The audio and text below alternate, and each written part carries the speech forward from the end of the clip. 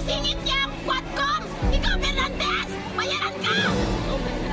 Mamigay ka ng bigas na 2 kilo to sa lugar namin! Sa'yo na yan! Ay! Ang kinakain namin at dog, hindi sa tinas!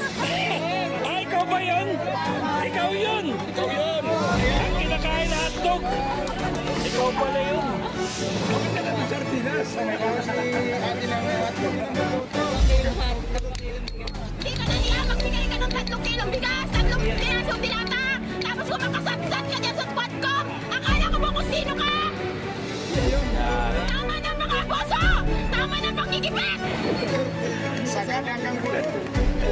Si Sarah ay mabait! Malaki ang respeto! Hindi ka umahang dumadaan sa harap mo yan eh! Pag nagsasalita! Tama. Malaki magkalang sa'yo! Umiikot. Kaya kahit na nabagsakat sa loob niya, natanggapin yung envelope! Tinanggap niya para binabad sa dipit sa ilutos mo! Kaya gumagalang siya sa'yo!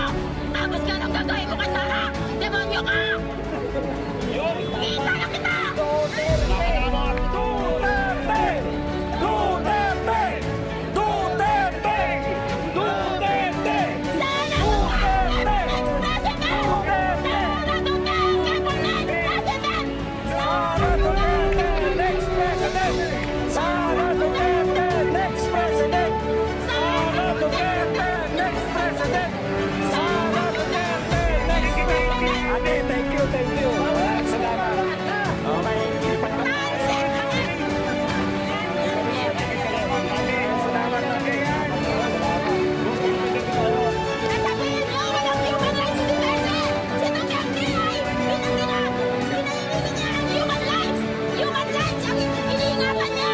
Hindi ang human rights! Ang human rights niyo ay wala sa tama! Bawal na mag-megaphone dito. Ano niyo?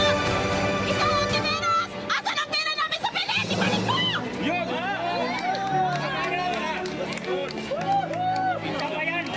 Nangyari si ate! Kukunin muna natin megaphone ha. Wala pala boses Tunay talaga na yan. magnanakaw! Sino? Ang mga Quadcom! Bayaran yan! Bayaran! Yun na comment eh. Iba naman. Wala yung boses natin. Ay, wala yan! Nagsasalita ko! Ay, gusto ko ilabas ang kinain ko! Hindi ko kailangan ng kamala! Naglalabas ako ng love ko doon sa taas! Sige, ulit na ulit. Hindi ko niya!